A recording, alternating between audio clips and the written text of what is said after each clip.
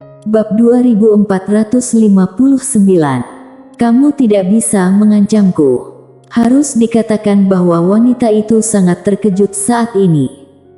Dia tahu Mileye tidak lemah, tapi dia tidak menyangka Mileye sebegitu kuatnya. Orang tua di depan Mileye adalah master puncak alam gaib. Namun, di depan Mileye, dia bahkan tidak memiliki kekuatan untuk melawan. Dia tahu bahwa dia sangat meremehkan kekuatan Mileye. Mileye tidak memenggal kepala orang tua itu, tetapi hanya menghancurkan tubuh fisiknya sebagai hukuman. Hanya berpura-pura menjadi hebat, tidak perlu sampai menghabisi nyawa seseorang. Mileye menyingkirkan pedangnya dan hendak pergi. Pada saat ini, wanita itu berkata lagi, "Tuan Muda Ye, kami juga memiliki permusuhan dengan klan kedua. Musuh dari musuh adalah teman, bukan?" Mileye tersenyum dan berkata, "Nona, kamu hanya mencoba memanfaatkan aku untuk berurusan dengan klan kedua, kan?" Wanita itu berkata dengan suara yang dalam, "Kita bisa memanfaatkan satu sama lain." Manfaatkan satu sama lain.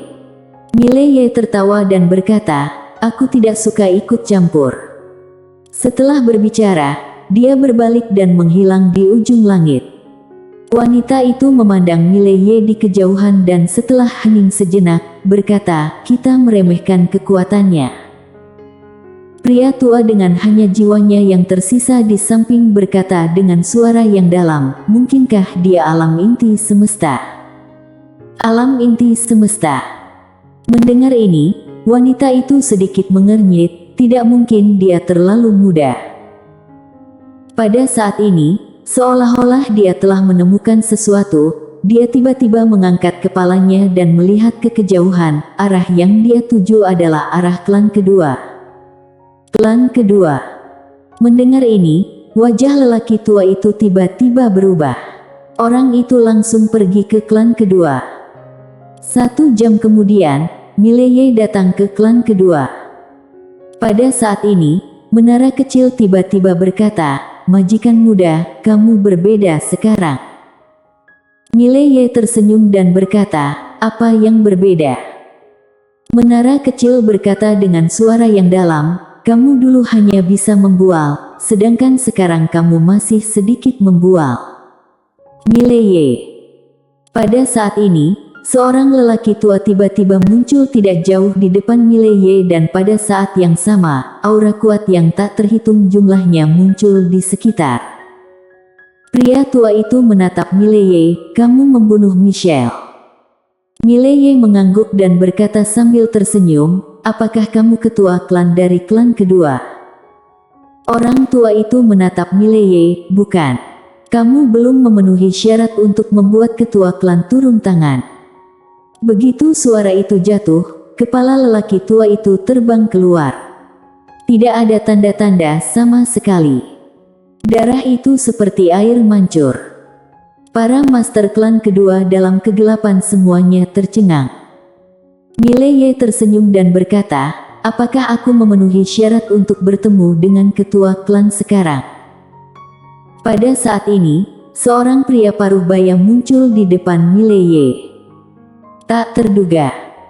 Mileye memiliki pemikiran ini di benaknya saat dia melihat pria paruh baya itu, tetapi ekspresinya sangat tenang. Tidak hanya itu, tetapi juga dengan senyum tipis. Alam inti semesta. Pria paruh baya di depannya adalah ketua klan kedua dan juga alam inti semesta yang sebenarnya. Marco memandang Mileye, "Kamu tidak takut?" Mileye tersenyum dan berkata, "Bukannya kalian sedang mencariku? Sekarang, aku datang ke sini secara langsung." Marco menatap Mileye, "Mengapa kamu begitu percaya diri?" Mileye mengangkat sudut mulutnya sedikit, "Coba tebak." Setelah lama terdiam, Marco tiba-tiba meninju Mileye dari udara. Pukulan ini mewakili alam semesta. Dengan satu pukulan, Mileye tiba-tiba merasakan aura kematian yang mendekat. Mileye terlihat tenang, menepuk ibu jarinya dengan ringan dan pedang biru gaib langsung terbang keluar. Namun, pedang biru gaib itu tidak menyerang, melainkan langsung berubah menjadi perisai pedang yang berdiri di depannya. Pukulan itu mengenai perisai pedang secara langsung.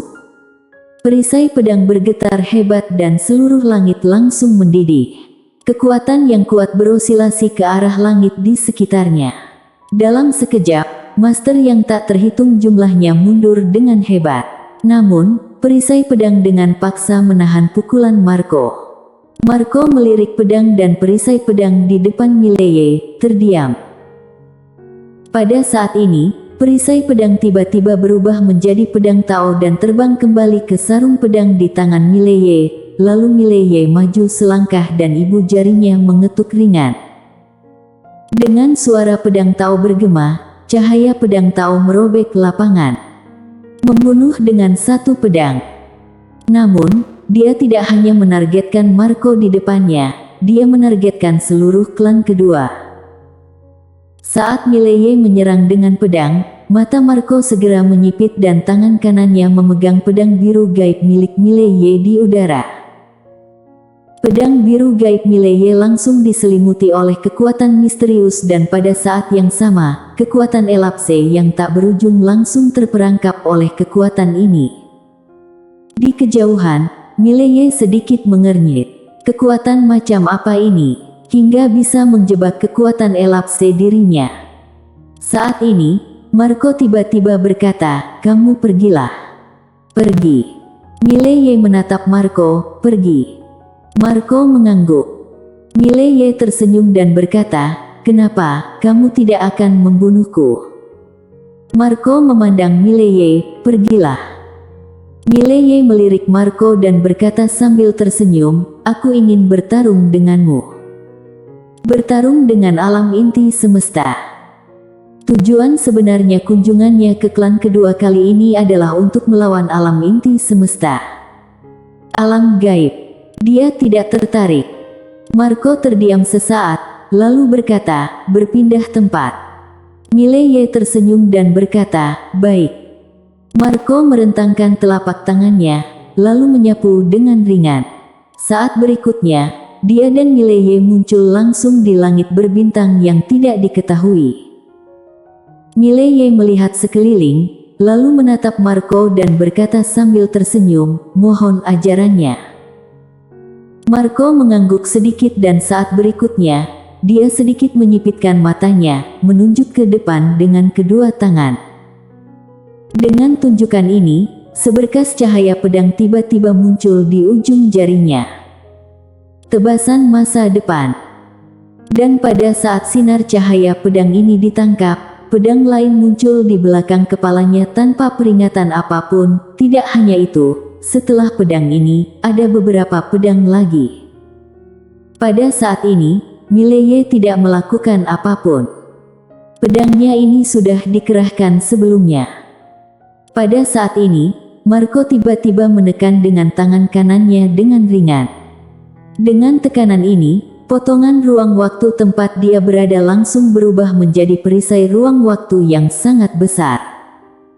Perisai ruang waktu ini memblokir semua pedang Mileye. Perisai ruang waktu hancur secara langsung, pedang itu melaju lurus ke dalam dan memotong lurus ke Marco. Marco menyipitkan matanya sedikit, dia mengepalkan tangan kanannya dengan keras, lalu meninju. Satu pukulan adalah satu alam semesta. Ruang waktu di depan Marco langsung berubah menjadi alur besar dan pedang biru gaib terpaksa berhenti di tempat dengan pukulan. Di kejauhan, Mileye terdiam. Master alam inti semesta bisa bertahan melawan tebasan masa depannya, bagaimana cara dia melakukannya? Pada saat ini, Marco tiba-tiba mengayunkan tangan kanannya ke depan. Pedang biru gaib langsung diledakkan. Mileye merentangkan telapak tangannya dan pedang biru gaib terbang kembali ke tangannya. Detik berikutnya, dia tiba-tiba melompat. Dalam sekejap, dia sudah berada di atas kepala Marco, kemudian dia menebas dengan pedangnya ke bawah.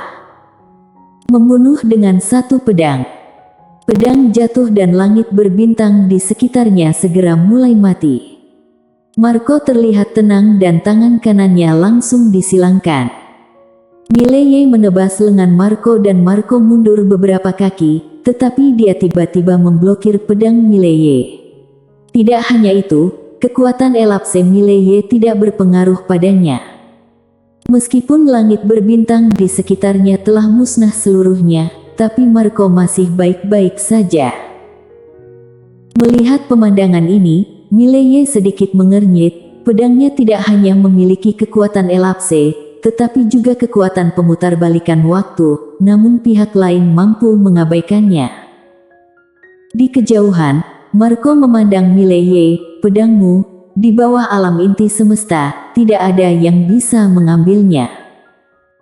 Mileye terdiam sejenak dan berkata, "Mengapa kamu bisa mengabaikan kekuatan elapse?"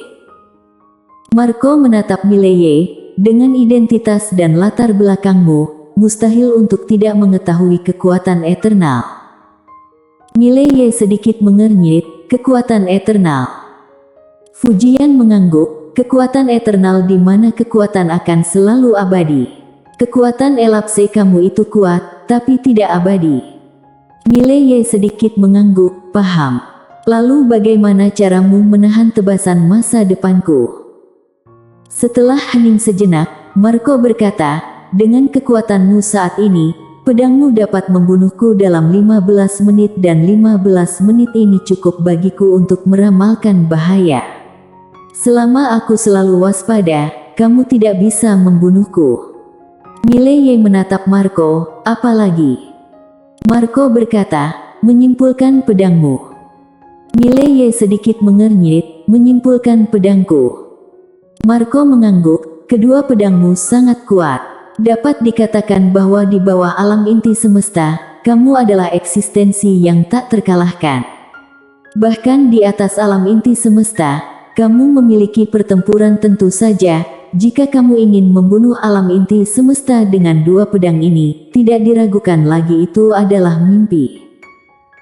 Saat dia berbicara, dia melirik Mileye, kemudian berkata, "Alam inti semesta tidak selemah yang kamu pikirkan."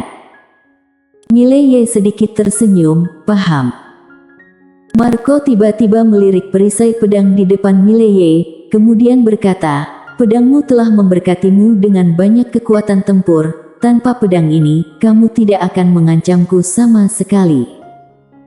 Mileye tiba-tiba tertawa, "Kalau begitu coba tanpa pedang ini."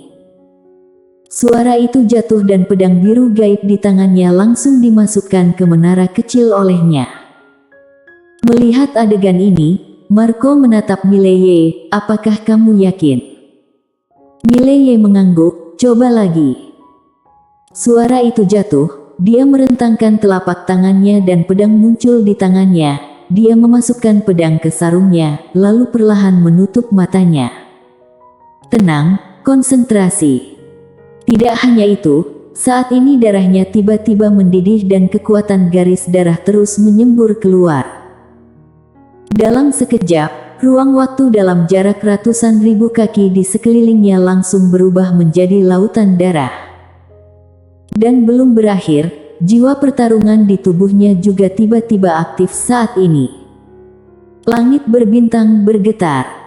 Melihat pemandangan ini, Marco di kejauhan sedikit mengernyit.